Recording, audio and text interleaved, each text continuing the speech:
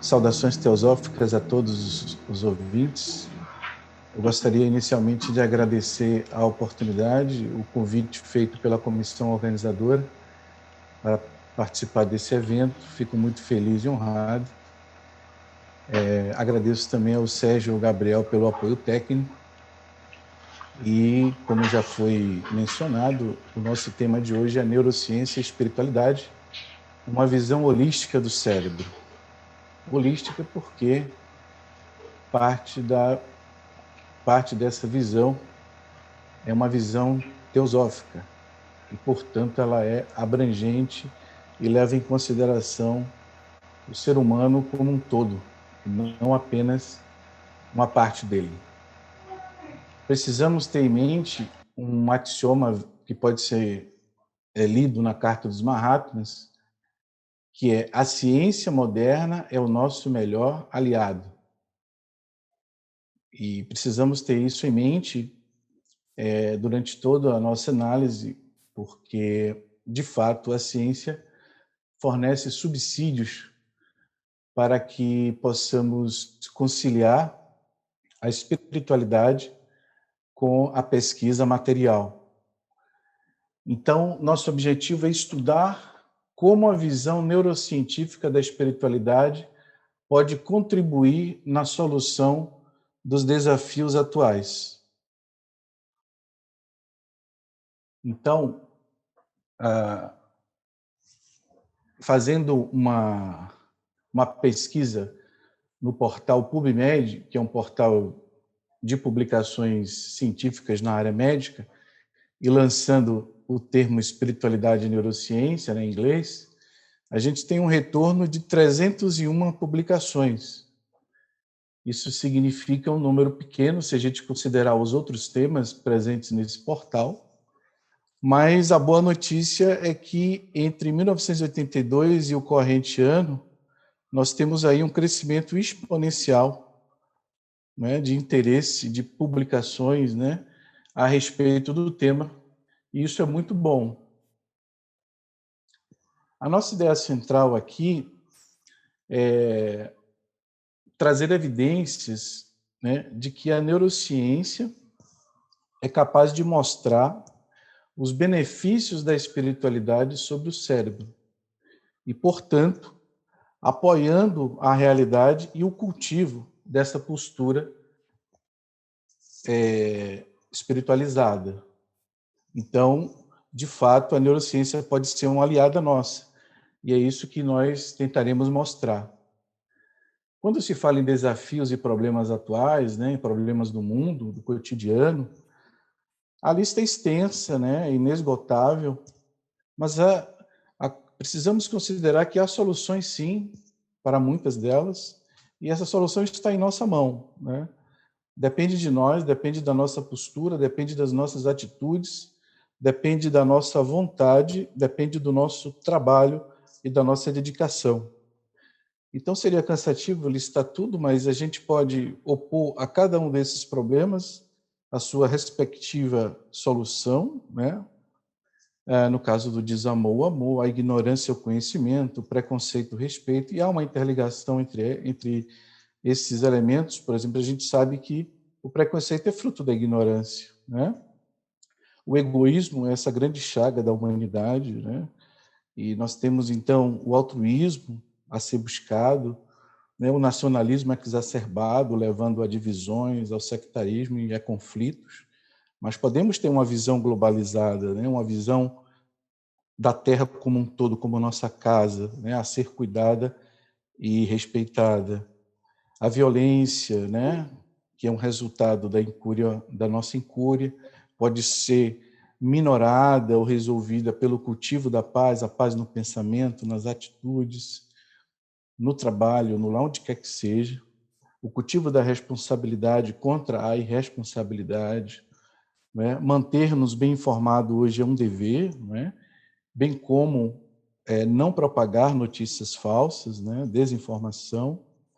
E para trazer um tema atual que diz respeito ao dilema saúde e doença, ao binômio saúde e doença, nós temos aí a pandemia, né, que inclusive nos força a esse trabalho remoto, e sabemos que a origem dessa pandemia é a degradação ambiental, né? A falta de respeito ao meio ambiente e aos animais, porque ao destruirmos o habitat natural desses animais, obviamente eles ficam desalojados e tendem a migrar para áreas urbanas, né? Então a área urbana vai invadindo as áreas naturais e a falta de respeito leva ao tráfico desses animais, à aglomeração, né? Eles são aprisionados e esse contato acidental acaba levando a zoonoses, né? Então sabemos que o coronavírus ele tem uma origem, sim, na flora silvestre, na fauna silvestre, né? Bem como o vírus Ebola e o HIV. Então, se a nossa postura for virtuosa e correta, né, no caso do meio ambiente, respeitando, obviamente colheremos os bons frutos disso, né? Mas como a neurociência pode nos ajudar a conquistar essa espiritualidade, ou a reforçá-la, ou a nos despertar a respeito, né? É isso que tentaremos mostrar aqui. Então, a fonte dos desafios são dois, né? Nós temos duas variáveis. Uma variável está sob a custódia humana, somos nós mesmos. A outra é a natureza. Então, temos o dever e a oportunidade de tornar o mundo melhor, começando por nós mesmos. Sabemos, entretanto, que o comportamento humano ele sofre a influência do meio, do contexto, né? Do ambiente cultural onde o indivíduo nasce e se desenvolve. Só lembrando que cultura é o amplo conjunto de conhecimentos que o homem, vivendo em sociedade, adquire e compartilha com seus semelhantes. Então, precisamos ter muito cuidado com aquilo que compartilhamos, com aquilo que exemplificamos. O cérebro e a nossa condição espiritual estão interligados, né? Então, falamos aqui em cérebro porque é o nosso tema, mas o corpo, né, ele está inserido nesse panorama. A senhora Blavatsky, ela nos exorta sempre a lembrar a importância do karma e do renascimento. Então, a lei de causa e efeito, a lei de harmonia, a lei de justiça, ela é eterna, ela está sempre presente, né? E se nós, humanos, tivéssemos sempre em consideração esses dois princípios, considerando-se o renascimento, aquele fenômeno em que a nossa essência espiritual renasce sucessivamente, né? Vida após vida, nós levantamos questões importantes como onde nasceremos, né? Em que família, em que raça, em que classe social, enfim. Então, nós retornaremos ao planeta outras vezes, né? Então, essa visão de longo prazo, essa visão holística, né, ampla, ela nos ajuda a nos tornarmos melhores. E por isso, a senhora Blavatsky, no final do século XIX, num evento importante na Convenção Americana, né, ela nos exortou a sempre lembrarmos esses princípios. E a neurociência pode nos auxiliar, sim, nessa busca. Felizmente, mais tardiamente, a OMS reconheceu em 1998 a dimensão espiritual como uma condição para se alcançar o bem-estar. Então, a saúde é um estado dinâmico de completo bem-estar físico, mental, espiritual e social, e não meramente a ausência de doença ou enfermidade. Então, essa é uma conquista que começou lá na década de 70 e que se concretizou aqui no final dos anos 90. Com o advento dessa dimensão espiritual como uma preocupação central para a conquista do bem-estar, obviamente, ela passou a ser de interesse, né, e tratada como parâmetro de qualidade de vida. Mas para analisarmos esse aspecto, nós precisamos ter conceitos de espiritualidade, né, uma visão correta da sua aplicabilidade. Então, podemos dizer que ela é uma visão de mundo, ou ela está relacionada a uma visão de mundo, né? Ela pode nos motivar e pode mudar a nossa postura diante de problemas, dos desafios e nos tornarmos melhores, né? Mais aptos a causar menos sofrimento e promover mais saúde e felicidade. Tem um documento da OMS muito interessante, ele diz o seguinte, é de 2009. Atualmente, há evidências cientificamente validadas em vários níveis, desde estudos de caso até ensaios randomizados duplos cegos controlados, que é o padrão ouro, né, da investigação científica clínica, por placebo, que atestam a eficácia de algumas técnicas psicoespirituais. O maior conjunto de evidências tem sido sobre a meditação e o yoga. Vários desses estudos sugerem que a yoga é benéfica para o controle de fatores de risco de doenças coronárias, nas artérias coronarianas, como também é eficaz contra a hipertensão, obesidade, dislipidemia, estresse mental e diabetes, que são doenças altamente prevalentes e importantes causas de morbidade e mortalidade. Ainda a respeito desse documento, podemos destacar o seguinte: de acordo com estudos científicos, a yoga pode atrasar, né, retardar a progressão da doença cardiovascular aterosclerótica, quer dizer, obstrutiva, ou mesmo fazê-la regredir. Yoga não tem efeitos colaterais e tem baixo custo. Portanto, recomenda-se difundi-la como uma técnica saudável e holística de promoção do bem-estar físico e mental, e eficaz para a prevenção de doenças cardíacas e outras doenças relacionadas ao estilo de vida. Então, nós temos aqui diante de nós um documento oficial da Organização Mundial de Saúde, enaltecendo aí o poder dessa prática psicoespiritual que é estudada no contexto da literatura teosófica.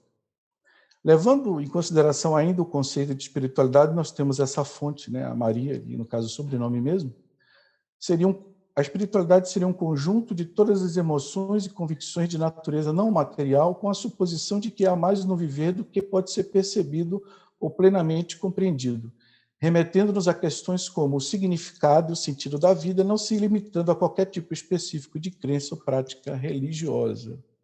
Então, há uma distinção aí muito clara da religião ou da religiosidade e da espiritualidade. Embora elas possam estar associadas, essa conexão ela não é uma condição sine qua non para a existência da espiritualidade. Citando ainda a literatura, a espiritualidade está associada a uma conexão a algo superior, a algo que está além, né? Algo que é transcendente, está além do físico, além da intelectualidade pura e simples, e a sua conquista está associada a uma saúde espiritual, né? O que geralmente traz de reboque, né, uma sensação de bem-estar, né, uma postura proativa e destemida diante da vida, o que nos leva a uma certa paz, né? Por outro lado, a sua ausência pode estar associada a uma dor dita espiritual, que seria aquela sensação de desconexão com esse transcendental, com essa fonte, não é? Com essa luz interna, com essa inspiração que nós podemos alcançar. Daí a importância do apoio, né, e do suporte àqueles que necessitam, né, dessa assistência. E que, na verdade, somos todos nós em algum grau. Então, como já dissemos, a espiritualidade ela difere da religiosidade. Um dos elementos que configuram essa distinção é que a espiritualidade integra o indivíduo. A religião é um caminho que ele escolhe, é uma decisão. A religião ela está associada a um conjunto de práticas e doutrinas, a um ritual, a uma literatura própria. Por outro lado, a espiritualidade ela necessariamente precisa ser humanizante, né? Tratar o ser humano como tal, né? Respeitando a sua condição, e tem que ser integrativa. Ela não pode ser separatista, sectarista, preconceituosa. A espiritualidade ela está intimamente relacionada à fraternidade. A espiritualidade é indissociada da fraternidade. E essa fraternidade é extensiva não apenas aos humanos, mas a todas as criaturas. Então, é comum, nesse contexto, se falar em alma, em espírito, ou seja, algo que está além, né, do físico, ou além da cognição, né? E, ainda nesses domínios, é comum se falar em reencarnação, né? Por exemplo, os espíritas, ou renascimento, os budistas, né? A ressurreição judaico-cristã, ou a absorção panteísta, né? Lá do xamã, né? A alma do defunto vai se unir à sua fonte, né? A Tupã. Então, Existe uma relação entre espiritualidade e intuição, como veremos adiante. O Sr. Sinnett diz o seguinte: a espiritualidade tem pouco ou nada a ver com o sentimento devoto. Tem a ver com a capacidade da mente de assimilar o conteúdo da fonte espiritual, que seria uma ciência absoluta, porque ela tem acesso direto ao que é subjacente aos fenômenos, ao invés do laborioso e emaranhado processo intelectual, né, racional. Então, está além da mente, está além da cognição. A mente, a cognição e o cérebro são instrumentos dessa força interior. Consultando ainda a Carta dos Mahatmas, que é o documento mais importante que nós temos, lá é dito: nada nos aproxima de um estranho, diz o Mahatma, exceto o seu desenvolvimento espiritual, ou seja, a sua espiritualidade. Pode ser um Bacon, em referência ao filósofo Francis Bacon, né, em inglês, ou Aristóteles, né, o grego, em conhecimento, e mesmo assim a sua força não será sentida sequer como o peso de uma pluma por nós, se seu poder estiver confinado a manas. Manas é um termo sânscrito para a mente, para o intelecto. Então, em teosofia, a espiritualidade está associada à consciência búdica, né? Budi é um termo sânscrito também usado para esse nível intuicional. Então, o ser humano tem em si aquilo que está presente do universo. Então, na sua constituição setenária, como veremos, né, os princípios que ele constitui também são os mesmos princípios do cosmos, os mesmos princípios da manifestação da criação. E nesse nível búdico, nesse plano búdico, o homem tem a sua representação, né, através da alma espiritual, o seu corpo búdico, que é veículo de Atma, o espírito. E é daí que emana a vontade espiritual, como diria Schopenhauer, é a vontade superior. E essa visão ela é abarcante, né, ela é panorâmica, ela não é limitada, circunscrita, mesquinha, muito pelo contrário. E por isso ela é profunda. E isso é resultado de um reflexo da luz de Atma, que é um princípio espiritual presente universalmente falando, e não é um princípio individual, embora ele esteja presente em todos os homens, em todos os seres, né? Então, a suprema energia reside em Budi, que é o veículo imediato de Atma. Ela é latente quando associada apenas à Atma, ou seja, formando a mônada, mas ela é ativa e irresistível quando galvanizada pela essência de Manas. Então, Manas é um instrumento necessário, é um instrumento que nos integra, que faz parte de nós. E é na junção dessa tríade Atma, Buddha e Manas que formamos aí o eu superior, que é a nossa realidade imortal e que subsiste vida após vida, angariando experiência, conhecimento e poder. Existe uma relação entre espiritualidade e misticismo. O despertar e o desenvolvimento da espiritualidade são cernes do misticismo. E todas as religiões têm práticas e disciplinas nesse sentido. Inclusive, um dos Mahatmas diz que certas regiões, por exemplo, no Tibete, pelo menos no século XIX, haviam os místicos naturais, né? São aqueles indivíduos que naturalmente buscam essa visão interior, buscam essa preocupação abarcante. Ainda a respeito da relação da espiritualidade e do misticismo, a espiritualidade é um estado transcendental, está além da mente e das sensações, como já vimos. Não é um sistema ou dogma. Se o fosse, já não seria mais espiritualidade. É um estado de ser, uma condição pessoal. É algo interno, mas que se manifesta através de atitudes e posturas, né? Então, está além da religiosidade, embora a própria religiosidade possa ser um caminho para a espiritualidade e comumente estão juntas. Vamos falar agora um pouco da neurociência, começando pelo seu conceito. Então, o que é a neurociência? Podemos simplificar dizendo que é a parte ou ramo da ciência que se dedica ao estudo do sistema nervoso. Óbvio que isso é muito amplo e dá margem a muitas sub-áreas. Dessas, eu vou destacar a neuroradiologia ou neuroimagem, porque ela é objeto da maioria dos trabalhos sobre espiritualidade e neurociência. Além disso, a neurofisiologia também, através do eletrocefalograma. Existem muitas neuros hoje, podemos assim dizer, fazendo um neologismo. neuromarketing, né, neuro isso, neuro aquilo, podemos então falar sobre neuroespiritualidade, uma questão, né, que a gente pode responder internamente. Aqui à direita nós temos a imagem de uma ressonância magnética funcional. É um exame não invasivo, não usa contraste, né, não tem radiação, e ela é capaz de detectar áreas do cérebro que são ativadas sob determinadas condições. Então, se a gente pede para o indivíduo abrir e fechar a mão durante 5 minutos, a área que controla o movimento das mãos ficará em evidência, como vocês podem ver aqui nessa imagem. Eu coloco aqui de antemão para exemplificar como nós abordaremos os artigos que se seguirão. A história da neurociência é muito bonita, rica e muitas vezes associada à busca espiritual. São tantos elementos que, obviamente, não caberiam aqui no contexto da nossa exposição, considerando-se, né, o tempo disponível. Mas desde os gregos, os egípcios, os mesopotâmios, há essa busca e esse reconhecimento de algo no corpo que seria a interface entre o mundo invisível e o mundo físico. Platão, por exemplo, achava que o cérebro era o centro dos processos mentais. Aristóteles colocava o coração como o órgão superior ao cérebro. E a senhora Blavatsky, lá no século XIX, nas instruções esotéricas, ela fala que o coração é a sede, de fato, né, da nossa vida espiritual, ou influência espiritual, enquanto que o cérebro estaria ligado à nossa vida psíquica.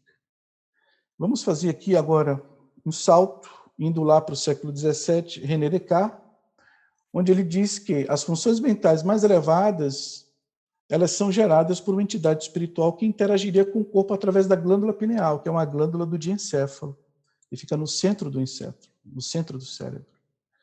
Então, é considerado aqui a existência de algo fora do corpo, que é a mente, e do corpo, ou seja, do cérebro. Então, nós temos aí a dualidade, o dualismo cartesiano.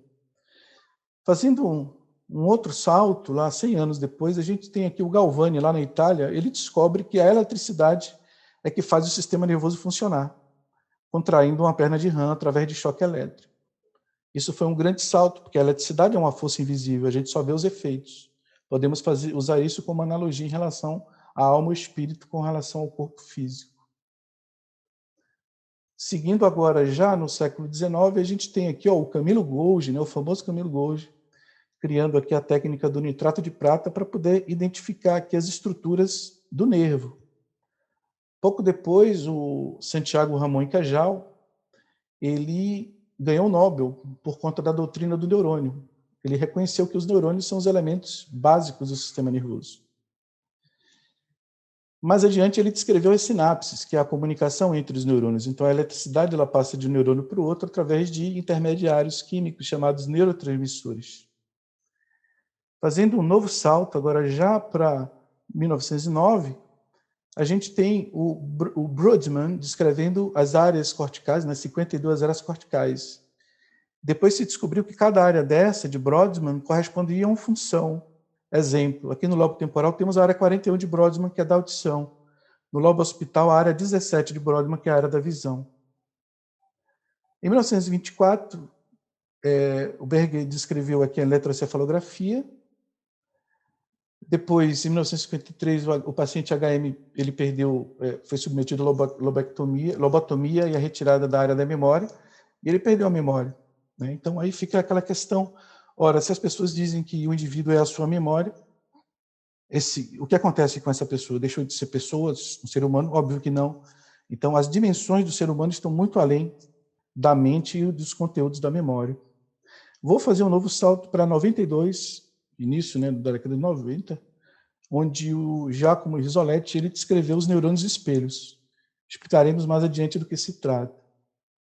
Depois de fazer essa rápida viagem, eu pretendo explicar que a investigação neurocientífica usa principalmente a atividade elétrica do cérebro através do eletroencefalograma quantitativo, o PET scan, que é a tomografia por emissão de pósitro, onde é um contraste, ele vai marcar as áreas com maior atividade, e o SPECT, né, que é a tomografia computadorizada por emissão de fóton único, que vai medir o fluxo vascular.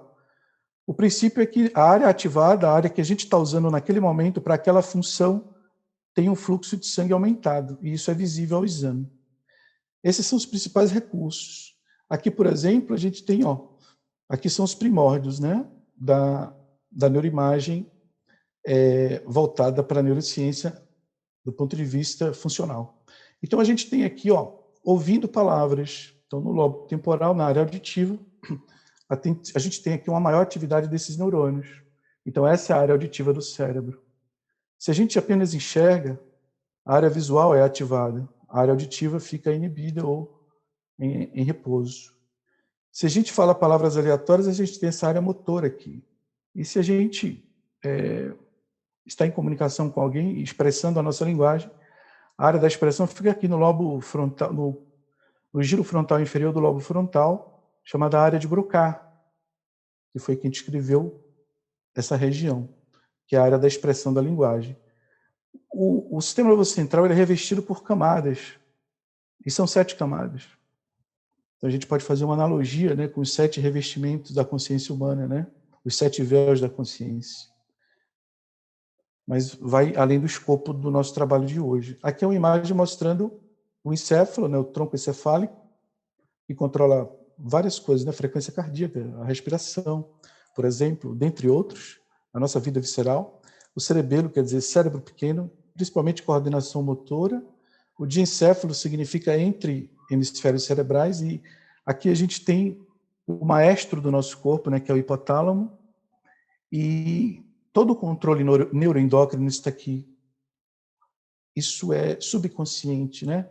Trata do nosso corpo sem a nossa intervenção. Mas aí vem a cereja do bolo, que é o telencéfalo. Tele quer dizer final, né? A parte final. Principalmente nessa região, o córtex pré-frontal, que é a região nobre da razão e do controle, né? Do autocontrole. Aqui a gente tem a visão superior do cérebro, o perfil e a visão interior. A gente vê que ele é formado por dobras, né? Que são as saliências ou giros, e as depressões, que são os sulcos. Aqui com meninge, aqui sem meninge, aqui com revestimento, aqui sem revestimento. E aqui os ventrículos, que são essas cavidades que são cheias de líquido, né? Os antigos achavam que aqui era cheio de ar e era onde o espírito estava situado. Então, essa é uma visão geral para a gente entender o que vem mais adiante. A gente pode dividir o cérebro em lobos: frontal, parietal, temporal, occipital, cada um com sua função. Por exemplo, o occipital é só para visão. O temporal serve memória, audição, equilíbrio. O frontal, controle da motricidade, pensamento. E o parietal, a nossa sensibilidade chega aqui. Aqui é a visão medial. Aqui é o corpo caloso, que une os 2 hemisférios, e aqui os ventrículos, aqui é o diencéfalo. Então, as nossas emoções, né, as paixões e outras funções, como o olfato, memória, estão associadas a um grande sistema chamado límbico. E esse circuito foi descrito no meados do século passado pelo Papez, ou seja, é algo recente. Então, é a série aí das emoções, né, das paixões e da nossa vida visceral. Então, se a gente fizer um corte coronal no cérebro, a gente tem aqui no giro pré-central essa área superficial, que é o córtex, e os seus neurônios, né? Então, os neurônios motores estão aqui, né? O controle, a motricidade que exige habilidade está aqui. Então, aqui a gente controla o rosto, aqui a mão, e aqui o restante do corpo. Veja que mão e rosto são privilegiados. Por quê? Porque são movimentos finos e múltiplos, né? Muitos tipos de movimentos, então precisa de mais neurônio. O giro pós-central, que é sensitivo, também tem o seu homúnculo, né? O chamado homúnculo de Penfield-Rasmussen. E a gente pode ver aqui que a área da face e da mão são privilegiadas. Então, a sensibilidade é maior nessas áreas do corpo. Se existem regiões específicas para tais funções, por que não para funções espirituais? Não é? Por que não a área do afeto, da fraternidade? Né? Então, a gente tem aqui o hemisfério direito e o esquerdo. Existe uma assimetria de funções. Então, o direito, vou dar apenas um exemplo, ele é espacial, né? A gente consegue identificar o ambiente, reconhecer um rosto, principalmente por causa do hemisfério direito, enquanto que o esquerdo é a área da linguagem, como eu já exemplifiquei, a área da lógica, da matemática. Então, pacientes com lesões no hemisfério esquerdo, eles podem ter dificuldade de fala. paciente com lesão no hemisfério direito pode ter dificuldade de reconhecer coisas e pessoas, objetos. Então, a gente tem, como já dissemos, a região pré-frontal, essa área aqui nobilíssima, e esse córtex pré-frontal ele é muito estudado, né? Às vezes ele é chamado de AA, né? Área de associação à atenção, porque ele vai participar do desenvolvimento da atenção, e a gente precisa ficar atento na nossa vida diária para acertarmos mais e errarmos menos. Ele vai ajudar a traçar objetivos, planos, raciocinar, né? Vai também atuar nas emoções, podendo inclusive intervir nisso, inibindo ou permitindo o sistema límbico, né, que é a nossa vida assim, mais primitiva, e é o que os gregos chamavam de logos. Logos tem múltiplos significados, pode ser razão, palavra, discurso, né? Inclusive é utilizado na literatura teosófica com outro propósito. Nós temos o CCA, que é o córtex cingulado anterior, né? Está relacionado à atenção, a monitoramento de planos, pensamento, sentimento, a ínsula, né? É o estado interno do corpo, as sensações instintivas e ajuda a ter empatia. Então, para nós, isso é importante. Temos também o lobo parietal posterior superior, que é a AA, a área associada à orientação, que é importante para termos uma autorrepresentação de nós mesmos.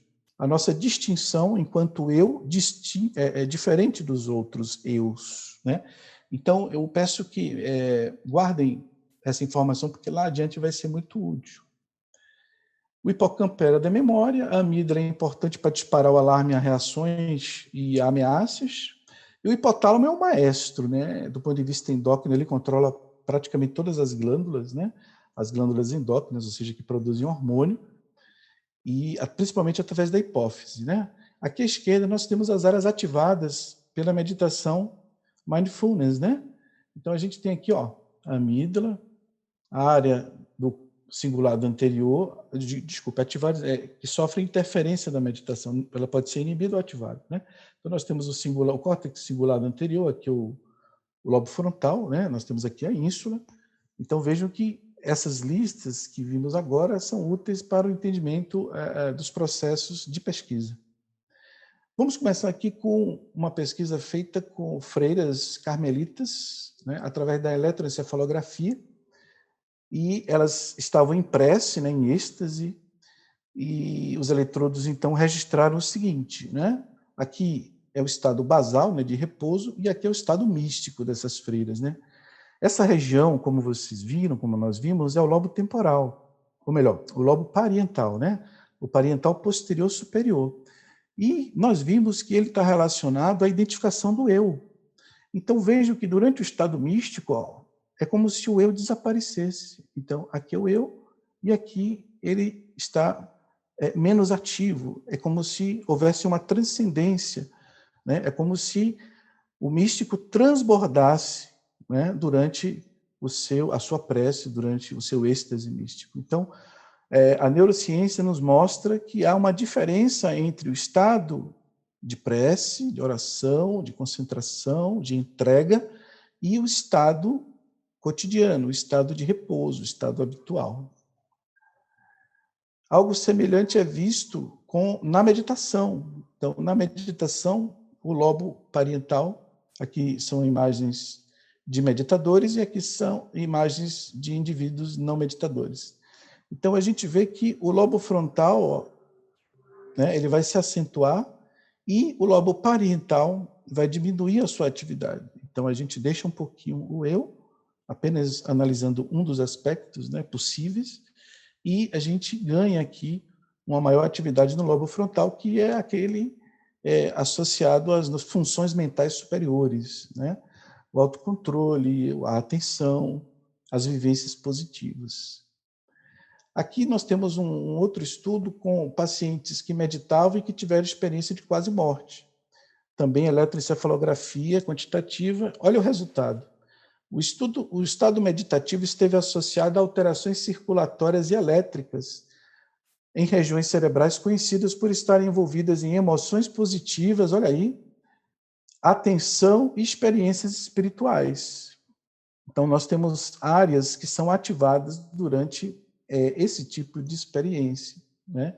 E quando a gente vê a área das emoções positivas sendo ativada, nós temos aí uma excelente notícia e um estímulo para esse tipo de prática, né?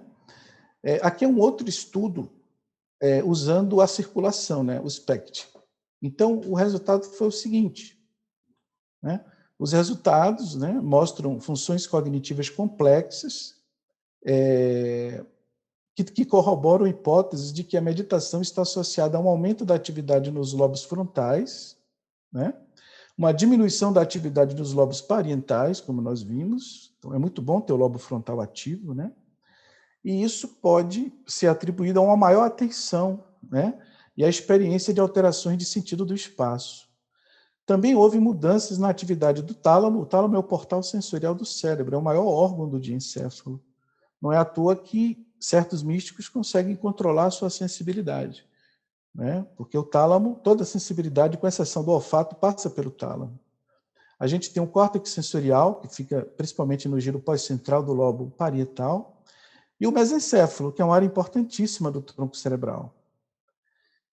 Então, nós temos múltiplas regiões afetadas pela prática, ou seja, um nível intricado de interações no sistema nervoso central desses praticantes. Bom, considerando-se, então, o reflexo que essas práticas têm no sistema nervoso, vamos pensar agora um pouco do outro lado da moeda, né? Como nós tocamos o nosso dia a dia. Nós podemos incorrer aí naquilo que o budismo chama de 3 venenos, né? A ganância, o ódio, a ilusão, né? Querer excessivamente, egoisticamente. O ódio é um sentimento destrutivo, né? Uma emoção negativa. E a ilusão é deixar-se enganar-se, né? Por aparência ou pelo imediatismo. O resultado pode ser o sofrimento, né? É só lembrarmos das 4 nobres verdades, né? O sofrimento é uma realidade. E isso ativa o sistema simpático. Veremos o que é que o simpático faz. Ativa também o eixo hipotálamo hipofisário, que vai liberar cortisol. O cortisol eleva o estresse eleva o cortisol. Então, a gente tem um ciclo vicioso. Isso para o corpo é danoso, é deletério. E a maioria, muitas pessoas, né, tem essas reações ou essa situação de forma crônica, ou seja, cotidianamente. E isso, obviamente, traz uma repercussão indesejada para o corpo e para a mente, consequentemente. Bom, falamos já sobre a amígdala. Quando a gente vê, por exemplo, que é a história que o ator usa, né, lá o cérebro de Buda, se a gente vê num bosque, né, um galho, a gente pode achar, imediatamente, o nosso cérebro pode achar que aquilo se trata de uma cobra. E aí a gente tem uma reação de luta ou fuga, né? E essa reação vem da amígdala. Ela vai ativar o tálamo, o sistema simpático e o hipotálamo, que vai liberar hormônios para a hipófise, que por sua vez libera para a suprarrenal, que por sua vez libera o cortisol, além da adrenalina, que são os hormônios do estresse. E aí nós vamos ter o quê? Um aumento da frequência cardíaca, ansiedade, sudorese, né? Perda de memória, diminuição do peristaltismo, respiração rápida, midríase, que a pupila se dilata. Isso pode ser uma reação de momento, né, até às vezes necessária para se livrar de uma situação de perigo, de fato, mas, cronicamente, isso acontece com muitas pessoas e traz danos, né, à sua integridade física e mental. O sistema límbico, que está associado a essas reações, é o que os gregos chamavam de patos, né, fazendo a correspondência. O patos, para Aristóteles, é o que são os desejos, as emoções, as paixões, fazendo aí uma contrapartida ao logos, né? Então você tem a dicotomia logos-patos, né? Razão e paixão. O cortisol, ele vai aumentar a pressão arterial, diminui a sensibilidade, ele piora o nosso humor por diminuir a serotonina, inibe o sistema imunológico, ou seja, nos tornando imunodeprimidos, e aumenta a quantidade de açúcar no sangue, né? Além de dificultar a memória e a atenção. Bom, isso, a longo prazo, sem dúvida, traz prejuízos. Então, que antídoto oferecia isso? Claro, tem várias alternativas, mas aqui eu trouxe um estudo de neurociência, que é o objeto, né, da nossa fala de hoje, onde na Tailândia se estudou budistas, né, monges que meditavam antes e depois de começar a prática de meditação. Então foram 52 monges e 30 controles não meditadores. O que foi que aconteceu depois da meditação? Cortisol diminuiu, o hormônio do estresse diminuiu, frequência cardíaca diminuiu, pressão arterial diminuiu, o volume pulmonar melhorou, diminuiu a necessidade de oxigênio, né? E a velocidade de reação, ou seja, o grau, né, de funcionamento, o grau de resposta do sistema nervoso aumentou, provavelmente por uma melhora na condução nervosa. Ou seja, só benefícios.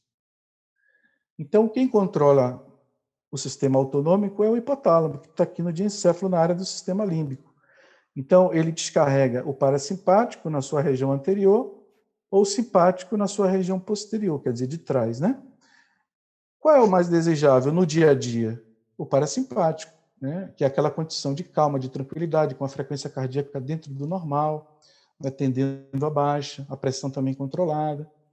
E, no caso do simpático, a gente tem uma frequência aumentada e uma pressão aumentada, né? Então, o uso simpático deveria ser ocasional, o basal deveria ser o parasimpático, mas para muitas pessoas, infelizmente, acontece o inverso, e precisamos estar atento a isso. Quem faz a transmissão entre os neurônios são os neurotransmissores, e cada um tem sua função.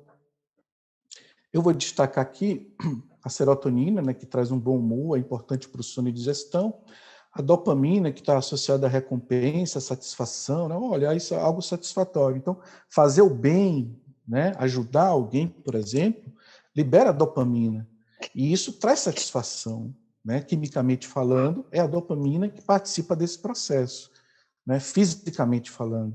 Claro que há a contraparte da alma, né, para nós que acreditamos de que o homem não é apenas o corpo físico. A norepinefrina, a noradrenalina, alerta e excita, a acetilcolina está associada à vigília e ao aprendizado, que é importante, né? Um dos deveres de nossa vida é aprender. Os opioides diminuem o estresse, são liberados com exercício, então as pessoas que praticam atividade física liberam opioide, por isso se sentem bem. Esse é um dos fatores, né? A ocitocina é o hormônio do afeto, do carinho, né?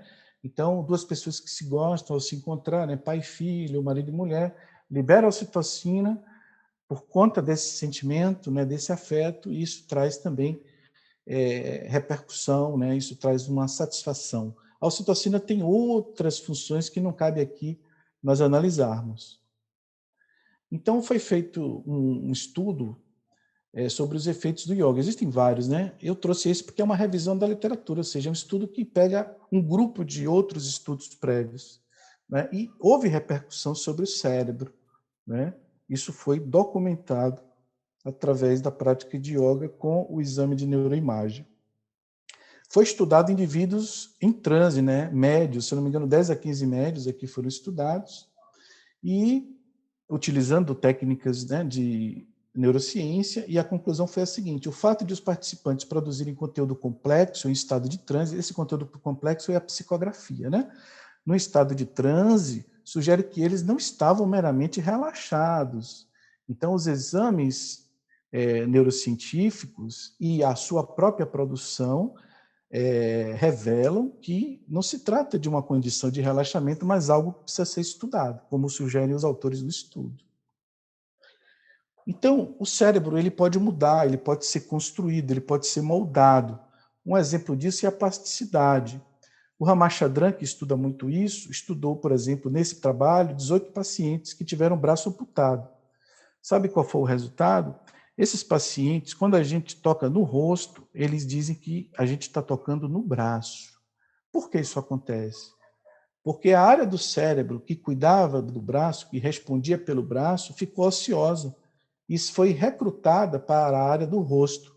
Como vocês devem ter notado numa figura anterior, onde eu mostrei o homúnculo lá no córtex cerebral, a área da mão fica próxima à área do rosto. Isso é plasticidade. Então, os neurônios podem fazer novas conexões, eles podem fazer brotamento e eles podem potencializar a sua atividade, né? Então, assim, como diriam os jovens, né, a gente pode bombar o lado bom do cérebro, né, trazer ele para o nosso lado, tornar ele o nosso aliado. Com certeza ele não vai nos decepcionar. Um outro exemplo é quando há uma lesão do nervo, as fibras nervosas tendem a crescer para poder reencontrar o coto distal perdido, né? Então, isso é regeneração nervosa. Então, isso mostra que o neurônio está ativo, ele pode crescer e ele pode se ramificar. Bom, o cérebro ele pode sofrer a influência de uma estrutura externa. Em meados do século passado, José Delgado, que foi muito criticado depois, ele desenvolveu um implante cerebral. Um implante, por exemplo, no touro, fez com que o touro parasse com um estímulo por controle remoto, está aqui na mão do Delgado, através de radiofrequência. Ele colocou aqui o implante, ó, passa aqui a calota craniana, né? Então vem aqui, ó, a agulha e vai levar uma atividade elétrica para uma área específica do cérebro que faz com que o touro diminua a sua agressividade. Então a gente vê que algo invisível pode influenciar o visível. O Nicoleles, que é brasileiro lá na Universidade de Duke, tem feito vários trabalhos na interface mente-máquina. Ele colocou eletrodos em símios e, através de telemetria, controlou braços robóticos. Então, são conquistas mais recentes, mas que começou há muito tempo atrás. Então, o cérebro é um Superman, é um super-herói. Ele tem muitas funções importantes e pode ser o nosso aliado. Várias dessas funções eu já citei, né? Vou destacar aqui apenas a imaginação, a criatividade, né? E a atenção. Bom, do ponto de vista teosófico, a senhora Blavatsky resgata lá ideias hindus, né, da filosofia indiana, e ela coloca que o ser humano tem 7 princípios, né? Ela compara simbolicamente a essa planta, né, cuja folha tem 7 unidades, a folha tem 7 unidades. E daí o nome septapar, né, que é o nome dessa planta. Então, nós temos o princípio chamado stula, que corresponde ao físico, depois o linga, que seria o etérico, né, o veículo do prana, ou da energia vital, kama, emoções, desejos, paixões, manas, intelecto, mente, karana, mente superior, abstrata, né, a mente que vai formar aí o ego, que é imortal. Então, daqui até o Atma, nós temos o indivíduo, né, que é imortal. De manas até o corpo físico, o quaternário inferior. Então, Karana, Buddha e Atma vão formar aí a mônada que reencarna, né? Buddha é aquele princípio intuitivo, onde nós deixamos de ser um eu apenas e nos sentimos, né, unidos a todos os outros eus, né? Então a gente perde essa personalidade egoística e ganha aí uma visão muito mais abrangente, muito mais profunda, muito mais ampla. Atma é um princípio bem abstrato, difícil de ser concebido, e ele é universal, mas é a fonte de tudo, né? É o Fiat Lux. Então, existem, do ponto de vista filosófico, né, digamos, o monismo, o dualismo, e a teosofia coloca o septualismo. O monismo diz que cérebro e mente é uma coisa só, mente é produto do cérebro. O dualismo é aquilo que nós vimos, a dicotomia cérebro-mente. E o septualismo coloca aí vários outros princípios como constitutivos do ser humano.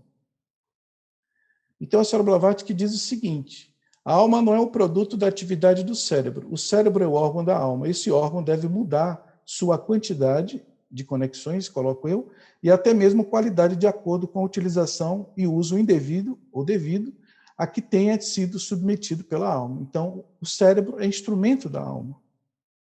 Ela coloca ainda nas instruções esotéricas: a grande dificuldade a ser superada é o registro do conhecimento do eu superior no físico. Para fazer isso, o cérebro físico deve ser feito como um vazio para todos, exceto para a consciência superior.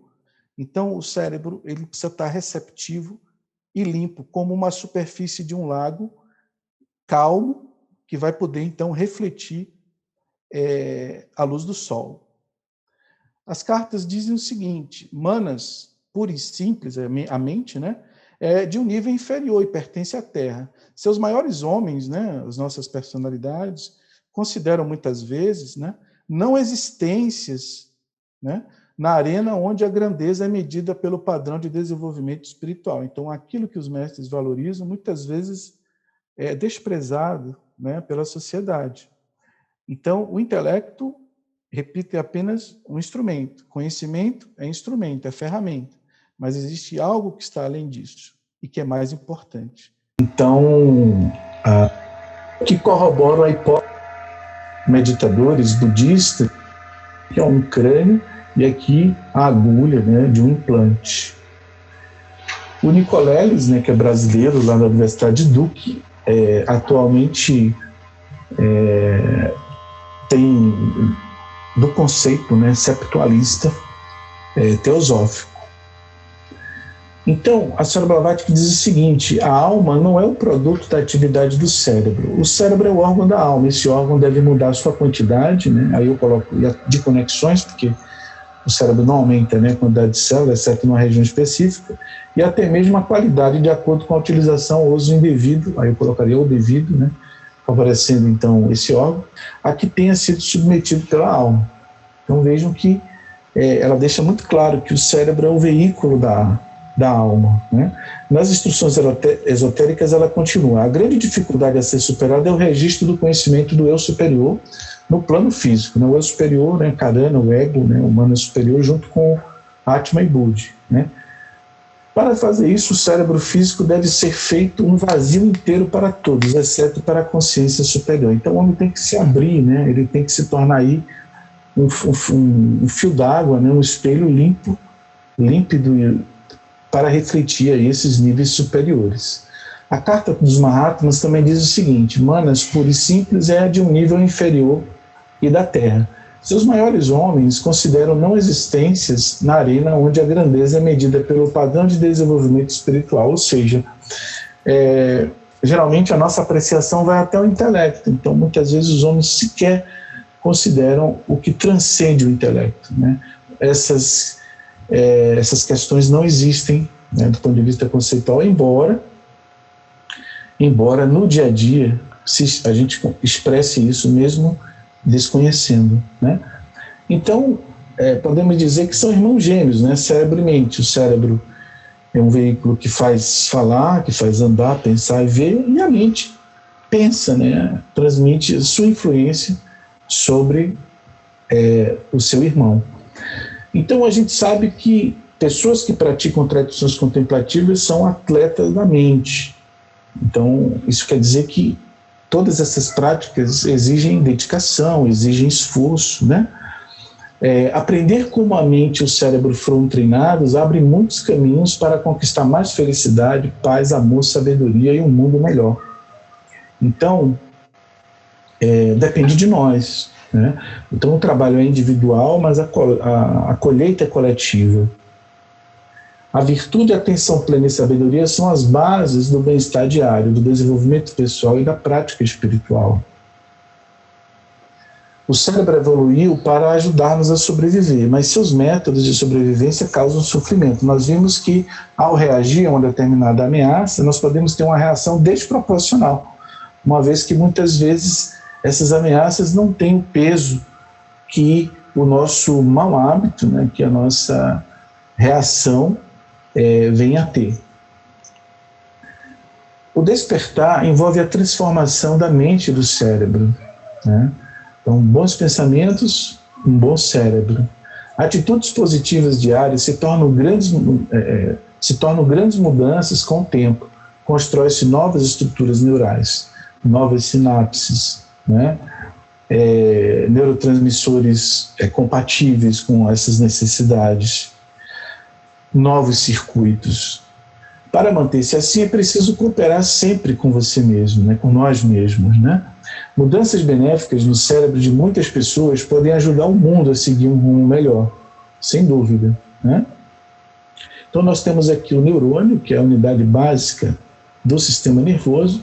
Além dos neurônios, tem outras células, né, que dão suporte, são as glias, os revestimentos, né? e os axônios vão formar aí os tratos no sistema nervoso central, que são cabos de comunicação internos, e os nervos, que são esses cabos de comunicação aí com os músculos e glândulas, né? Aqui nós temos a substância cinzenta com seus neurônios e a substância branca com os axônios que fazem as conexões entre essas células, né? Muito bem. O neurônio espelho é um conceito muito interessante e está associado à empatia. E o que se trata, então, o neurônio espelho? É um mecanismo, né, onde uma determinada ação é replicada, espelhada internamente no cérebro de um indivíduo, né, permitindo uma simulação interna. Então, quando a gente vê uma determinada atitude de outra pessoa, nós temos neurônios que simulam a ativação dos órgãos associados àquela atitude, né? Então, se você assiste alguém jogando futebol, você pode, o seu cérebro, através de seus neurônios espelhos, vão simular, né, como se você estivesse jogando futebol, dando aquela sensação de satisfação, né? Isso é importante do ponto de vista social. A meditação desenvolve regiões do cérebro envolvidas com atenção, compaixão e empatia. Melhora o sistema imunológico e a nossa psique, cria uma sensação de tranquilidade, né, bem-estar, calma, e não deixa de ser uma profilaxia, né, não deixa de ser um preparo para situações mais difíceis. Ajuda a controlar a tendência intrínseca de antecipar e reagir a ameaças, muitas vezes irreais, né, ilusórias. É possível também recorrer-se a imagens e evocar ideias e protetores, né, para que a gente se sinta seguro. Então, uma das teorias que nos ajudam a entender melhor e inspira a nossa reflexão é a teoria dos 3 cérebros em um, ou do cérebro trino, do Paul MacLean, lá em meados do século passado. É uma avaliação etnográfica onde ele conclui o seguinte: olha, nós temos 3 cérebros, né? Um mais antigo e mais primário, que é o reptiliano, em animais, né, inferiores. O cérebro paleomamífero, presente ali em mamíferos inferiores, dizendo, por falta de um termo melhor, né? Vamos fazer uma hierarquia filogenética, né? E o cérebro neomamífero, que, digamos assim, é aquele presente nos mamíferos superiores, estando aí incluído o homem, né, o corpo humano. Então, cada um desses níveis tem, obviamente, o seu escopo, né, a sua função, a sua tarefa. O cérebro reptiliano, por exemplo, cuida da vida visceral, o paleomamífero tem influência sobre a vida visceral, mas já tem aí a questão da paixão, né, da emoção, enquanto que o neomamífero traz a novidade do logos, né, a novidade da razão.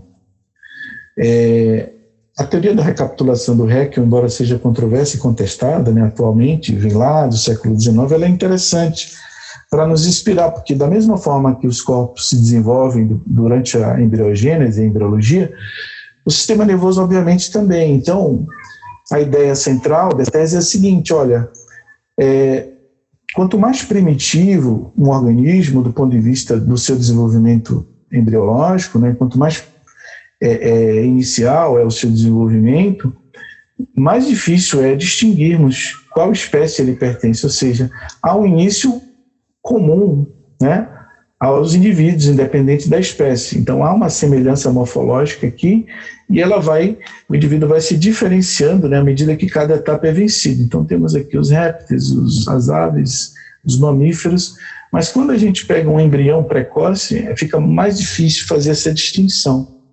Então há aí, segundo Haeckel, né, uma recapitulação, né, a ontogenia, que é o desenvolvimento do indivíduo, recapitula a filogenia, que é o desenvolvimento da espécie, né? A mesma ideia ela está presente, por exemplo, no Kahneman, né, em sua anatomia emocional, o que ele chama de camadas de consciência. Então, o bebê, né, na vida intrauterina, né, ele está ali mergulhado no líquido como um peixe, né, até mesmo em sua postura. Mas depois que nasce, chega um momento em que ele se arrasta como um réptil, depois ele engatinha como um quadrúpede, e finalmente ele vai adquirindo a postura bípede, né, e deambula, né, ele passa a caminhar. Então, a maior parte do cérebro é formada de área de associação. Então, o nosso desenvolvimento, né, essa neuroevolução que a gente acabou de ver, teve o seu reflexo, do ponto de vista cerebral, com o desenvolvimento extenso de área de associação. Ou seja, a colaboração é a chave do nosso desenvolvimento. Então, nós temos aí 80 a 100 bilhões de neurônios, né? E o segredo é a cooperação entre eles, o que é um grande exemplo para nós, né? Então, eu gostaria de concluir usando citações do Dalai Lama, né, que é uma entidade que nós temos um grande respeito, né? Então, sobre a neurociência, ele diz o seguinte: nosso cérebro é um órgão de aprendizado. A neuropsicologia nos ensina que podemos exercitá-lo como exercitamos os demais músculos. Então, absorvendo intencionalmente a bondade e a beleza, podemos influenciar positivamente nosso cérebro e superar a negatividade. Usando o poder da mente, podemos mudar nosso cérebro para melhor. São avanços revolucionários. Graças a esses avanços, também sabemos agora que a ética, a compaixão e o comportamento social são características inatas, mas a religião é adquirida. É uma citação do livro Por que a Ética é Mais Importante do que a Religião. Sobre a meditação, ele diz o seguinte: há algum tempo, pesquisadores ocidentais têm realizado estudos neurológicos em tibetanos que têm meditado há muito tempo. Para resumir os resultados, né, ele querendo sumarizar, né, a meditação é boa para a saúde física e mental, para a satisfação e para o bem-estar. Essa também tem sido a minha experiência pessoal. Então, um depoimento aí do Dalai Lama. Sobre a espiritualidade, que também é nosso tema, né? Ele diz o seguinte: é a mais fundamental de todas as fontes humanas dentro de nós. É o nosso alicerce, né? A nossa base, né? É a pedra fundamental onde o ser humano foi erguido, né? Quando decidimos cultivar valores internos que apreciamos em outras pessoas, começamos a viver espiritualmente. Devemos criar uma base ética e alimentar nossos valores internos para que sejam apropriados à era científica, sem negligenciar as necessidades mais profundas do espírito humano. Claro que todas as religiões podem contribuir com esse ethos, né, de ética, esse ethos holístico secular. Concluindo, a neurociência mostra a repercussão física de forças invisíveis da espiritualidade humana, e, por sua vez, aborda positivamente os desafios da vida. Obrigado.